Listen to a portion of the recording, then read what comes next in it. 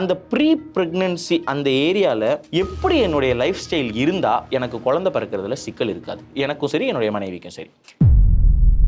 நீங்கள் எம்பிபிஎஸ் முடிச்சிருக்கீங்க, 2 எம்டி பண்ணியிருக்கீங்க, நீங்கள் ஒரு கைனகாலஜிஸ்ட், நிறைய பேஷண்ட்லாம் பார்த்துருக்கீங்க மேம். இந்த கல்யாணம் முடிஞ்ச அந்த இடத்துல இருந்து அவங்க ப்ரெக்னன்சி ஆகிற வரைக்குமான அந்த பீரியட் தான் ப்ரீ ப்ரெக்னன்சி அப்படின்னு சொல்கிறோம். அந்த ப்ரீ ப்ரெக்னன்சி அந்த ஏரியாவில் எப்படி என்னுடைய லைஃப் ஸ்டைல் இருந்தால் எனக்கு குழந்தை பிறக்கிறதுல சிக்கல் இருக்காது, எனக்கும் சரி என்னுடைய மனைவிக்கும் சரி. ஸோ நீங்களே சொன்ன மாதிரி ப்ரெக்னென்சிக்கு எல்லாருமே ஃபோக்கஸ் ஜாஸ்தியாக கொடுக்குறாங்க. ஃபேமிலினாலும் சரி, ஹஸ்பண்ட் அண்ட் ஒய்ஃப்னாலும் சரி, ரிலேட்டிவ்ஸ்னாலும் சரி, டாக்டர்ஸ்னாலும் சரி, ப்ரெக்னென்சிக்கு நிறைய ஃபோக்கஸ் இருக்குது. பட் அந்த ப்ரீ ப்ரெக்னென்சின்ற பீரியடில் வந்து அவ்வளோக்கா யாரும் பெருசாக ஃபோக்கஸ் பண்ணுறதில்ல. கல்யாணம் ஆச்சு, அவங்க they enjoy the honeymoon period enjoy பண்ணுறாங்க. அதுக்கப்புறம் வந்து யூரின் ப்ரெக்னென்சி டெஸ்ட் பாசிட்டிவ் ஆகுது, அதுக்கப்புறம் தான் டாக்டர்கிட்ட போகிறாங்க. பட் அதுக்கு முன்னாடியே அந்த டெஸ்ட் பண்ணி டாக்டர்கிட்ட போகிறதுக்கு முன்னாடியே அந்த குழந்தை 5 வாரம் வளர்ந்துருது மினிமம். ஓகே, 5 வாரம் வளர்ந்த பின்னாடி தான் அவங்க டாக்டர்கிட்டே போகிறாங்க. அப்போ தான் தெரியுமா நமக்கு? ஆமாம், அப்போ தான் தெரியும். ஸோ ஏன்னா ஒரு பீரியட் தள்ளி போன பின்னாடி தான் நம்ம டெஸ்ட்டே பண்ணுவோம், இந்த மாதிரி நம்ம கன்சீவ் ஆயிருக்கோமா இல்லையான்னு. ஸோ அந்த தள்ளி போகுது அப்படின்னா என்ன ஆயிடுச்சுன்னா 4 வாரம் மினிமம் அந்த குழந்தை வளர்ந்துருச்சு அம்மாவோட கர்ப்பப்பையில் அப்படின்றது அர்த்தம். ஸோ நம்மளுக்கு 5 வாரத்தில் தான் தெரியும் நம்ம ப்ரெக்னென்ட் ஆயிருக்கோன்றதே. அது அந்த 5 வாரத்தில் ஏற்கனவே குழந்தை வளர்ந்ததுனால நம்ம அதுக்கு ஏற்கனவே நம்ம வந்து அந்த குழந்தை வளர்ச்சிக்கு என்னென்ன பண்ணியிருக்கணுமோ அதை நம்ம அதுக்கு முன்னாடியே பண்ணியிருக்கணும். ஸோ இதுக்கப்புறம் நம்ம டாக்டர்கிட்ட போய் பண்ண போகிறது எல்லாமே 5 வீக்ஸ்க்கு அப்புறம் உள்ள என்னென்ன பெஸ்ட்டாக பண்ண முடியுமோ பண்ணலாமே ஒழிய, பட் 5 வீக்ஸ்க்கு முன்னாடி நம்ம என்ன பண்ணியிருக்கணுமோ அதெல்லாம் நம்ம முன்னாடியே பண்ணியிருக்கோம். என்னைக்கு நம்ம வந்து ஓகே நம்ம வந்து ஒரு ஃபேமிலி ஸ்டார்ட் பண்ண போகிறோம், நம்ம ரெடியாக இருக்கோம் அம்மா அப்பா ஆகுறதுக்குன்னு டிசைட் பண்ணுறோமோ அப்போவே நம்ம வந்து இந்த ப்ரீ ப்ரெக்னென்சி பிளானிங்கிறது பண்ணணும். சிம்பிளாக நான் சொல்கிறேன், அந்த நீங்கள் சொன்ன மாதிரி அந்த ப்ரெக்னென்சி டெஸ்ட் பாசிட்டிவ் ஆனோடனே டாக்டர்கிட்ட போகும். டாக்டர் ஒரு செட் ஆஃப் மெடிசின்ஸ் எழுதி தருவாங்க, ஃபோலிக் ஆசிட், இந்த விட்டமின்ஸ் அதெல்லாம். அப்புறம் சில பிளட் டெஸ்ட் எல்லாம் பண்ணுவாங்க, உங்களுக்கு ஹீமோக்ளோபின் கம்மியாக இருக்கா, தைராய்டு ப்ராப்ளம் இருக்கா, இல்லை விட்டமின் டி கம்மியாக இருக்கா, இதெல்லாம் வந்து ஆன பின்னாடி பார்ப்போம். ஆக்சுவலாக என்னென்னா நம்மளுக்கு ஹீமோக்ளோபின் கம்மியாக இருக்கா, தைராய்டு லெவல்ஸ் அப்நார்மலாக இருக்கா, விட்டமின் டி லெவல்ஸ் அப்நார்மலாக இருக்கான்றது முதலையே பார்க்கணும். ஏன்னா ஹீமோக்ளோபின்ன்றது ப்ரெக்னென்சி அப்போ கம்மியாகும். ஸோ அந்த டைமில் அதை நம்ம சரி பண்ணுறதுக்கு ஸ்பெண்ட் பண்ணுறது. அண்ட் ப்ளஸ் ஹீமோக்ளோபின் கம்மியாக இருக்கப்போ குழந்தைக்கு வெயிட் கம்மியாக இருக்கும், குறை மாதத்தில் பிறக்கிறதுக்கான வாய்ப்பு இருக்குது. டெலிவரி அப்போ ஜாஸ்தி ப்ளீடிங் போச்சுன்னா இன்னும் ஹீமோக்ளோபின் லெவல்ஸ் கம்மியாகிறதுக்கான சான்ஸ் எல்லாம் இருக்குது. ஸோ நம்ம அந்த ப்ரீ ப்ரெக்னென்சின்ற பீரியட் வந்து ரொம்ப ப்ரெஷியஸான ஒரு பீரியட், அதை நம்ம மிஸ் பண்ணக்கூடாது. அப்போ என்னென்ன பண்ணணும் அப்படின்னா, ஒன்று நம்ம எடுத்துக்க போகிற சப்ளிமெண்ட்ஸ். ஃபார் எக்ஸாம்பிள் நான் சொன்ன மாதிரி 5 வாரம் வளர்ந்துருச்சு அந்த குழந்தை, அதுக்கு மூளையும் சரி முதுகெலும்பும் சரி எல்லாமே ஃபார்மேஷன் எல்லாம் ஸ்டார்ட் ஆயிடுச்சு. அந்த டைமில் அதுக்கு ரொம்ப முக்கியமான ஒரு சப்ளிமெண்ட், ஒரு விட்டமின் தேவை, அது ஃபோலிக் ஆசிட்னு சொல்லுவோம். அது வந்து எப்படின்னா மதர் பிளான் பண்ண போகிறாங்க ப்ரெக்னென்சின்றதுக்கு முன்னாடி ஒரு 2 மாதத்துக்கு முன்னாடியிலேருந்தே சாப்பிட்டாதான் நம்ம உடம்புல சஃபிஷியண்ட்டான குவான்டிட்டியில் அந்த ஃபோலிக் ஆசிட், அதாவது அது பேபிக்கு சஃபிஷியண்ட்டான குவான்டிட்டியில் அந்த ஃபோலிக் ஆசிட் நம்மளுக்கு கிடைக்கும். எதுக்கு மேம் ஃபோலிக் ஆசிட் கிடைக்கணும்? அதுதான் அந்த குழந்தையோட நியூரல் டியூப்னு சொல்லுவாங்க, அதாவது பிரெயின் அண்ட் ஸ்பைனல் கார்டு சேர்த்து தான் நியூரல் டியூப். அதோட டெவலப்மெண்ட்டுக்கு ரொம்ப அவசியமானது இந்த ஃபோலிக் வளர்ச்சிக்கு. அது ஃபோலிக் ஆசிட் நம்ம சாப்பிடல இல்லை சரியாக டிஃபிஷியண்ட்டாக இருக்குன்னா அந்த நியூரல் டியூப், அதாவது அந்த முதுகுத்தண்டு ப்ளஸ் மூளையோட அந்த ஃபார்மேஷனில் ப்ராப்ளம்ஸ் இருக்கலாம். அதனால பேபியே டிஃபெக்டிவாக பிறக்கிறதுக்கான வாய்ப்புகளும் இருக்குது. இல்லை அதை நம்ம ஈஸி டயக்னோஸ் பண்ணிட்டோன்னா அதை நம்ம கலைக்க வேண்டிய சூழ்நிலையும் வரலாம். ஸோ இது வெறும் நம்ம இந்த ஒரு சப்ளிமெண்ட்னால ப்ரிவெண்ட் பண்ணக்கூடியதை நம்ம பண்ணாமல் நிறைய பேருக்கு அந்த மாதிரி வந்திருக்கிறதும் ஆயிருக்கு. முன்னாடிலாம் இதை பற்றின அவேர்னஸ் இல்லை. இப்போ வந்து மேலும் அவேர்னஸ் இருக்குது, நம்மளுக்கு ஃபெசிலிட்டிஸ் இருக்குன்றப்ப நம்ம அதை மிஸ் பண்ணக்கூடாது. கரெக்டாக நம்ம ஒரு டெவலப்பிங்லேருந்து டெவலப்டுக்கு மூவ் ஆனோம்னா இதெல்லாம் ரொம்ப முக்கியம். இன்ஃபர்மேஷன் இருக்குது, நாலேஜ் இருக்குது, எல்லாத்துக்கும் ஆக்சஸ் இருக்குது. இன்ஃபேக்ட் அப்ராடை விட நம்ம இந்தியாவில் தான் மெடிக்கல் ஆக்சஸ் ரொம்ப ஈஸி. ஆமாம், ரொம்ப மெடிக்கல் கேபிட்டல்னு சொல்றோம்ல, ரொம்ப ஈஸி. ஸோ அதனால அதை நம்ம யூஸ் பண்ணிக்கணும். நம்ம இன்னும் நான் 50 வருஷம் முன்னாடி இருந்த மாதிரி தான் இருப்பேன்றதுல இப்போ நம்ம அப்படி இருக்கக்கூடாது. நம்ம பெஸ்ட்டாக என்ன நம்ம குழந்தைக்கு பண்ணணுமோ அதை பண்ணும். ஸோ நீங்கள் சொன்ன மாதிரி இந்த 3 கல்யாணம் ஆகிட்டு நம்ம ப்ரெக்னென்சிக்கு பிளான் பண்ணோன்னா எப்படியெல்லாம் இருக்கணும் அப்படின்னு கேட்டிங்க.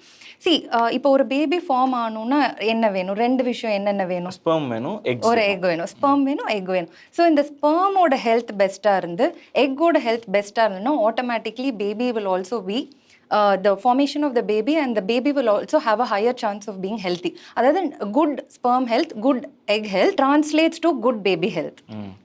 சரிங்களா? ஸோ இப்போ வந்து அதுக்கு நம்ம என்னென்ன பண்ணோம், இப்போ ஆண்கள் பார்த்தீங்கன்னா நிறைய நேரம் உட்காந்துட்டு இருப்பாங்க. அதுக்கப்புறம் வந்து பிஎம்ஐ அதாவது அவங்க ஹைட்டுக்கு ஏற்ற வெயிட் வந்து கரெக்டாக இருக்காது.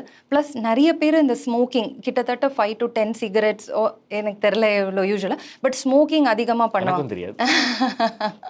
ஸோ ஸ்மோக்கிங் அதிகமாக பண்ணும்போது அந்த ஒவ்வொரு சிகரெட் ஸ்மோக்கிங்னால கிட்டத்தட்ட 4000 டைப்ஸ் ஆஃப் டாக்ஸின்ஸ் நம்ம பிளட்ல. ஸோ நம்மளோட ஸ்பெர்ம்ஸ் அண்ட் எக்ஸ் பார்த்தீங்கன்னா அதுதான் மோஸ்ட் சென்சிட்டிவ் டு இந்த டாக்ஸின்ஸ் எல்லாம். ஓகே, மிச்ச பாடி பார்ட்ஸு அஃபெக்ட் ஆகிற மாதிரி இது ரொம்ப ஜாஸ்தியாக அஃபெக்ட் ஆகும்.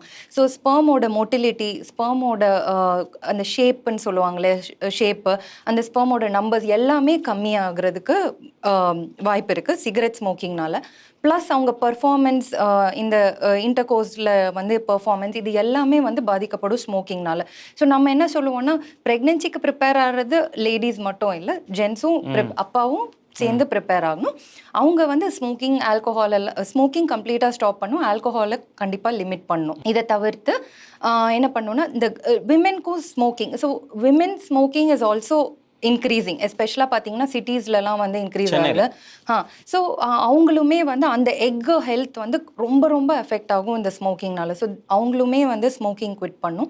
ரெண்டாவது பார்த்தீங்கன்னா பாசிவ் ஸ்மோக்கிங். அப்போ ஆண்கள் ஸ்மோக் பண்ணுறத நம்ம இன்ஹேல் பண்ணும்போதும் எக்வாலிட்டி எஃபெக்ட் ஆகும். பெரிய இம்சை அந்த பாசிவ் ஸ்மோக்கிங், பெரிய இம்சை. அது நம்ம சொல்லவே செஞ்சிடலாம் மக்கள்கிட்ட. நான் நிறைய தடவை நிறைய இடத்துல அதை பற்றி பேசுவேன். இப்போ வந்துட்டு நம்ம வெளிப்புறமாக ஒரு இடத்துல இருந்து சிகரெட்டை பிடிக்கிறாங்க, பக்கத்தில் குழந்தைங்க நிற்பாங்க, பெண்கள் நிற்பாங்க, இல்லை சிகரெட் பிடிக்காத இந்த மாதிரி ஆட்கள்லாம் நிற்பாங்க. அவங்களுக்கு நீங்கள் ஊதுற புகையை அவங்க சுவாசிச்சு அது ஒரு பாசிவ் ஸ்மோக்கிங் ஆகி அது அவங்களுக்கு பாதிப்பு ஏற்படும். அதுக்காகவாவது பொது இடத்துல பிடிக்காமலாவது இருக்கு. பொது இடங்கள் ப்ளஸ் வீட்டுக்குள்ளேயே பிடிக்கிற நம்ம பிரைவேட்னு நினைக்கிறோம், பட் ஆனா தட் இஸ் அஃபெக்டிங் நம்ம வீட்ல இருக்கிற மக்களை அதை அஃபெக்ட் பண்ணுது இல்லைங்களா? ஸோ அது ஒன்று. அப்புறம் வந்து இது வந்து நம்ம ஹெல்த் ஜென்ரல். அப்புறம் டயட் வந்து எப்படின்னா ஸ்பெசிஃபிக்காக இந்த ஐட்டமை சாப்பிட்டா நம்ம நல்லா இதாகிடலாம் அப்படிலாம் எதுவுமே கிடையாது. ஏன்னா ஃபஸ்ட்டு மோஸ்ட் காமன் நம்ம கிளினிக்கு வரும்போது டாக்டர் என்ன சாப்பிடலாம், நம்ம எல்லாமே எழுதி எல்லா அட்வைஸும் சொல்லிடுவோம், டாக்டர் என்ன சாப்பிடலாம் குழந்தை பிறக்கிறது. ஸோ அந்த மாதிரி ஒரு மேஜிக் சாப்பாடு, ஒரு மேஜிக் இது கிடையாது. ஜென்ரலாக நம்ம சொல்கிறதே தான். நீங்கள் ஏற்கனவே டிஸ்கஸ் பண்ண நிறைய இன்டர்வியூஸில் சொல்லியிருப்பீங்க, டயபெட்டிக் டயட்னா என்ன, ஒபிசிட்டிக்கு என்ன டயட் சொல்லியிருப்போம். ஸோ அதெல்லாம் நீங்கள் அதே தான், பேசிக்காக அதே தான். வெயிட் கம்மி பண்ணணுன்னா என்ன மாதிரி டயட் சாப்பிடணும், ஃபர்டிலிட்டி இம்ப்ரூவ் பண்ணணுன்னா என்ன மாதிரி டயட் சாப்பிடணும். பேசிக்காக வந்து ஃப்ரூட்ஸ், வெஜிடபிள்ஸை வந்து ஹோல் ஃப்ரூட்ஸ் அண்ட் ஹோல் வெஜிடபிள்ஸை நல்லா கழுவிட்டு அதே ஃபைபராக சாப்பிடணும், ஜூஸ் பண்ணக்கூடாது. கரெக்ட், இது ரொம்ப முக்கியமான பாயிண்ட். கடிச்சு சாப்பிடணுங்க, பழங்களா இருந்தாலும் சரி, நம்ம வெஜிடபிள்ஸா இருந்தாலும் வேக வச்சு சாப்பிட்டாலும் நல்லா கடிச்சு மென்னு சாப்பிடணும். அந்த ஜூஸா போட்டு குடிச்சிட்டா அதனுடைய நார்ச்சத்து அப்படியே போயிடுது. நார்ச்சத்து ரொம்ப முக்கியம்ல. நார்ச்சத்து ஏன் முக்கியம் அப்படின்னா, அந்த சுகரை நம்ம சேர்க்குறோம் இல்லைங்களா, அந்த கிளைசிமிக் இண்டெக்ஸ், அதுவும் நீங்கள் ப்ரீவியஸாக டிஸ்கஸ் பண்ணியிருந்தீங்க. ஜூஸாக குடிக்கும்போது அந்த கிளைசிமிக் இண்டெக்ஸ் ரொம்ப சீக்கிரமாக மேலே போகும். அந்த நார் சத்து இருக்கும்போது அந்த கிளைசிமிக் இண்டெக்ஸ் அவ்வளோ ஃபாஸ்ட்டாக போகாது. ஸோ அதனால தான். ஸோ அண்ட் ப்ளஸ் அதில் இருக்கிற அந்த விட்டமின்ஸ் அண்ட் மினரல்ஸ் வந்து நம்மளுக்கு போய் சேரும். ஸோ இது ஒன்று. இன்னொன்று பார்த்தீங்கன்னா, நம்ம ரைஸ், ப்ராசஸ்ட் ஐட்டம்ஸ் இதெல்லாம் வந்து கம்மி பண்ணிக்கணும். ரைஸ் வந்து நம்ம யூஸ்வலாக அந்த 3 வாட்டி ரைஸ் சாப்பிட்டு கொஞ்சமாக வெஜிடபிள் சாப்பிட்ற பழக்கம் நம்மளுக்கு நிறைய இருக்கும்.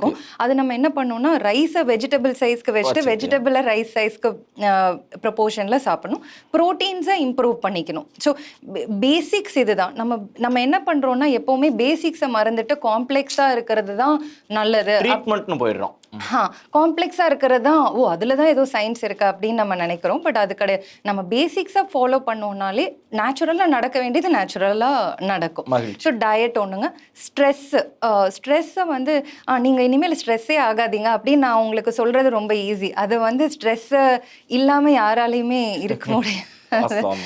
இனிமேல் ஸ்ட்ரெஸ் ஆகாதீங்க அப்படின்னு நான் சொல்ல முடியாது. Stress is a part of our life. அதை எப்படி எஃபெக்டிவாக நம்ம மேனேஜ் பண்ணுறது, அதுக்கு மோஸ்ட் இம்பார்ட்டண்ட் என்னென்னா நம்மளோட இன்டிமெசி, நம்ம பார்ட்னரோட இருக்கிற இன்டிமெசி அண்ட் சப்போர்ட். ஓகேங்களா? ஏன்னா ஒன்ஸ் நம்ம ஃபேமிலி ஸ்டார்ட் பண்ணுறோம் அப்படின்னு ஆரம்பித்த பின்னாடி நம்ம அம்மா அப்பா அதுக்கும் சுற்றின ரிலேட்டிவ்ஸ் அதெல்லாம் அவங்கெல்லாம் வந்து நம்மளோட சர்க்கிள்க்கு அவுட் சைட் போயிடுவாங்க. நம்ம ஹஸ்பண்ட் மட்டும்தான் அந்த சர்க்கிளில் இருப்போம். ஸோ அவங்க 2 பேருக்குள்ள உள்ள இன்டிமெசி அண்ட் சப்போர்ட் தான் எல்லாமே. ஆக்சுவல் உடனே குழந்தை பிறந்தாலும் சரி, ஒரு வருஷம் கழிச்சு பிறக்க போகுதுனாலும் சரி, அவங்க 2 பேருக்குள்ள அந்த சப்போர்ட் சிஸ்டம் எஸ்டாப்ளிஷ் ஆகலை அப்படின்னா அந்த ஜர்னியே வந்து ரொம்ப கஷ்டமாக இருக்கும். நான் நிறைய பேர்கிட்ட நோட்டீஸ் பண்ணியிருக்கேன். மாமனார் மாமியார் கேட்குறாங்க, இல்லை அத்தை மாமா கேட்குறாங்க, அவங்களுக்காக நம்ம இது பண்ணுறது தட் இஸ் ஒன். பட் என்னன்னா நம்ம 2 பேரும் சிங்க்ல இருக்கோம், நம்மளுக்கு கிளியரா இருக்கு நம்ம என்னென்ன பண்ணணும் அப்படின்னா, அப்புறம் மிச்சதெல்லாம் வந்து ஈஸியா இருக்கும் ஹேண்டில் பண்ண. ஓகேங்களா? புரியுது. ஆக மொத்தம் இப்போ என்ன சொல்ல வர்றாங்கன்னா மேம்ங்க, ஏன்னா அவங்க ஒரு சில விஷயங்கள்லாம் டாக்டரா இருந்து எதுவும் சொல்ல முடியாம நான் சொல்றேன் மேம், சரியான்னு பாருங்க. இப்போ புருஷன் பொண்டாட்டியா இருக்கோம்னாங்க சந்தோஷமா கொஞ்சி குழாவிக்கிட்டு ஒரு நிம்மதியா என்னன்னு என் பிரச்சனையை உங்கள்கிட்ட சொன்னோம்னா கேட்டுட்டு காது கொடுத்து கேட்டு அவங்களுக்கு வந்து இதெல்லாம் ஒரு விஷயமாங்க, இதெல்லாம் சரியா வந்துருங்க அப்படின்னு புருஷன் பொண்டாட்டிக்கிட்டையும் பொண்டாட்டி புருஷன்கிட்டையும் ஒரு கலகலன்னு ஒரு ஃப்ரெண்ட்ஸ் மாதிரி ஸ்மூத்தா இருந்தாங்கன்னா அவுட் சைட் நாய்ஸ் எல்லாமே அவங்க காதுல கேட்டாலும் கூட அதையும் அவங்க வயசானவங்க அப்படிதாங்க சொல்லுவாங்க, அதெல்லாம் நடக்க வேண்டிய நேரத்தில் கரெக்டாக நடந்துடும், நம்ம எல்லாம் கரெக்டாக தான் இருக்கோம் அப்படின்னு பேசிக்கிட்டு இவங்க டவுனாக இருந்தால் இவங்க அப்லிஃப்ட் பண்ணுறது, இவங்க கொஞ்சம் டவுனாக இருந்தால் இவங்க அப்லிஃப்ட் பண்ணுறது, இந்த மாதிரி ஒருத்தருக்கு ஒருத்தர் செம்ம சப்போர்ட் சிஸ்டமாக சூப்பராக இருந்தோம் அப்படின்னு சொன்னால் அதெல்லாம் நடக்க வேண்டியது ஸ்மூத்தாக என்னென்ன நடக்கணுமோ நடந்துருங்க அப்படின்னு சொல்றீங்க. கரெக்டாக? அப்சல்யூட்லி 100%. சூப்பர்.